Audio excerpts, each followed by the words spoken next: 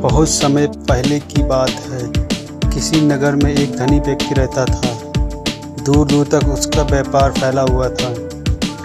नगर के सभी लोग उस व्यापारी का सम्मान करते थे। इतना सब कुछ से संपन्न होने के बाद भी व्यापारी बहुत दुखी था, क्योंकि उसका कोई पुत्र नहीं था, जिस कारण अपने मृत्यु के पश्चात व्यापारी उत्तराधिकारी की चिंता उसे हमेशा सताती रहती थी। पुत्र प्राप्ति की इच्छा से व्यापारी प्रत्येक सोमवार भगवान शिव की व्रत पूजा किया करता था और शाम के समय शिव मंदिर में जाकर शिव जी के सामने घी का दीपक जलाया करता था। उसकी भक्ति देखकर माँ पार्वती प्रसन्न हो गईं और भगवान शिव से उस व्यापारी की मनोकामना पूर्ण करने का निवेदन किया।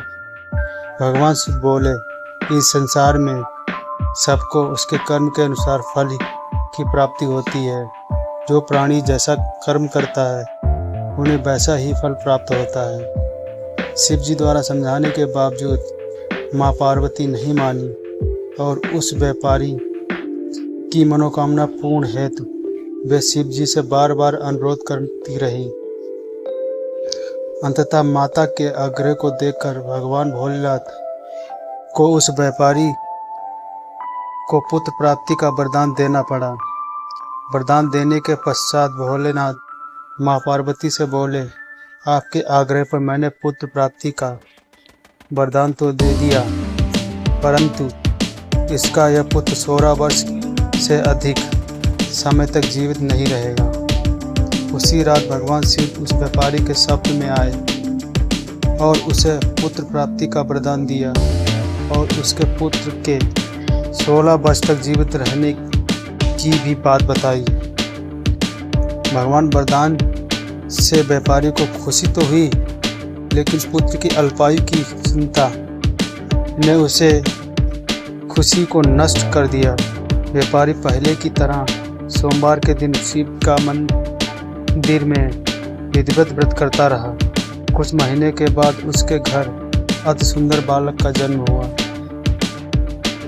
घर में खुशियां भर गईं। बहुत धूमधाम से पुत्र का जन्म समारोह मनाया गया, परंतु व्यापारी को पुत्र जन्म की अधिक खुशी नहीं हुई, क्योंकि उसे पुत्र की अल्प आयु के रहस्य का पता था।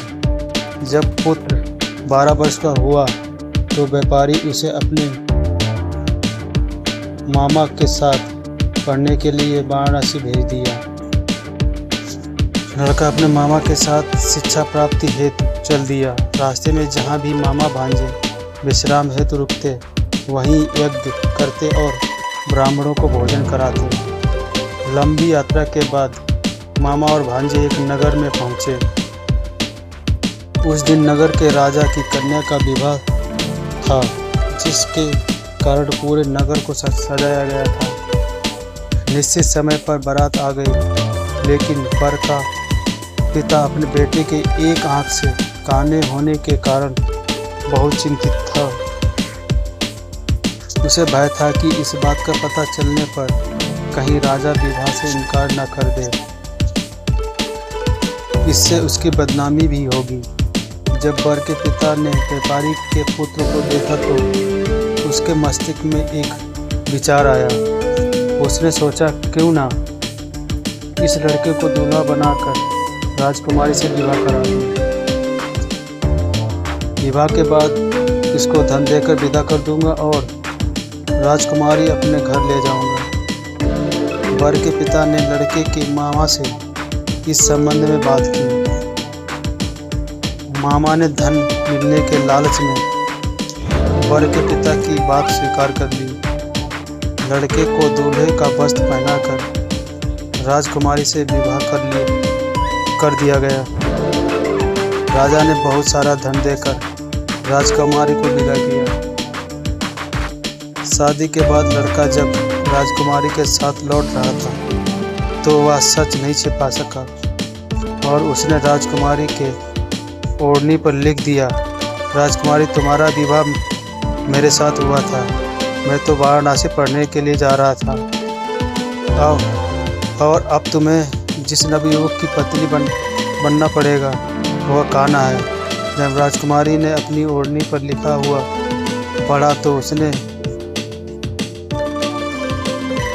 कान्हे लड़के के साथ जाने से इनकार कर दिया। राजा सब बातें जानकर राजकुमारी को महल में रख लिया। उधर लड़का अपने मामा के साथ वाराणसी पहुंच गया और गुरुकुल में पढ़ना शुरू कर दिया। जब उसकी आयु 16 वर्ष की हुई तो उसने यज्ञ किया। यज्ञ के समाप्ति पर ब्राह्मणों को भोजन कराया और खूब अन्न वस्त्र दान किए। रात को वह अपने शयन कक्ष में सो गया। शिव के वरदान के अनुसार शयनावस्था में ही उसके प्राण पखेरु उड़ गए। सूर्योदय पर मामा मृत भांजे को देखकर रोने पीटने लगा। आसपास के लोग भी एकत्र हो गए। दुखी देखकर मामा रोने लगा। दुख प्रकट करने लगे। लड़के के मामा के रोने का विलाप करने के स्वर समीप से गुजरते हुए भगवान शिव और माता पार्वती भी सुनाई पड़ा।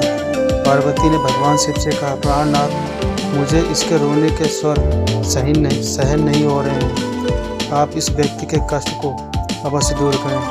भगवान शिव ने पार्वती के साथ आदर्श रूप में समीप जाकर देखा तो भोलेनाथ पार्वती से बोले, ये तो उसी व्यापारी का पुत्र है जिसे मैंने 16 वर्ष की आयु का वरदान दिया था। इसकी आयु पूरी हो गई है। माँ पार्वती ने फिर शिव से निवेदन कर उस बालक को जीवन दान देने का आग्रह किया। माता पार्वती के आग्रह पर भगवान शिव ने उस लड़के को जीवित होने का वरदान दिया और कुछ ही पल में वह जीवित होकर उठ बैठा। शिक्षा समाप्त करके लड़का मामा के साथ अपने नगर की ओर चल पड़ा। दोनों चलते हुए उसी नगर में पहुंचे जहां उसका विवाह हुआ था। उस नगर में भी यज्ञ का आयोजन किया। समीप से गुजरते हुए नगर के राजा ने यज्ञ का आयोजन देखा और उसने तुरंत ही लड़के और उसके मामा को पहचान लिया। यज्ञ के समाप्त होने पर राजा मामा और लड़के को महल में ले गए और कुछ दिन उन्हें महल में रखकर बहुत सा धन वस्त्र आदि देकर राजकुमारी के साथ विदा कर दिया। इधर भूखे प्यासे रहकर व्यापारी और उसकी पत्नी बेटे की प्रतीक्षा कर रहे थे। उन्होंने प्रतीक्षा कर रखी थी कि यदि उन्हें अपने बेटे की मृत्यु का समाचार मिला तो दोनों अपने प्राण त्याग देंगे। परंतु जैसे ही उसने बेटे के जीवित वापस लौटने का समाचार सुना तो वह बहुत प्रसन्न हुआ। वह अपने पत्नी और मित्रों के साथ नगर के द्वार पर पहुंचा। अपने बेटे के विवाह का समाचार सुनकर पुत्रवधू राजकुमारी को देखकर उसकी खुशी का ठिकाना न रहा। उसी रात भगवान शिव ने व्यापारी के स्वप्न में आकर कहा, हे श्रेष्ठी, मैंने तेरे सोमवार के व्रत करने और व्रत कथा सुनने से प्रसन्न होकर तेरे पुत्र को लंबी आयु प्रदान की है। पुत्र की लंबी आयु जानकर व्यापारी बहुत प्रसन्न हुआ। सोमवार का व्रत करने से व्यापारी के घर में खुशियां लौट आईं। शास्त्रों में लिखा है कि जो स्त्री पुरुष सोमवार का व्रत विधिवत व्रत करते हैं और व्रत कथा सुनते हैं उनकी सभी इच्छाएं पूर्ण होती हैं। इस प्रकार सोमवार के व्रत की कथा है। अगर मेरी वीडियो पसंद आए लाइक करें, सब्सक्राइब, कमेंट करें, शेयर करें और पहली बार हैं तो शेयर करें, कमेंट्स करें।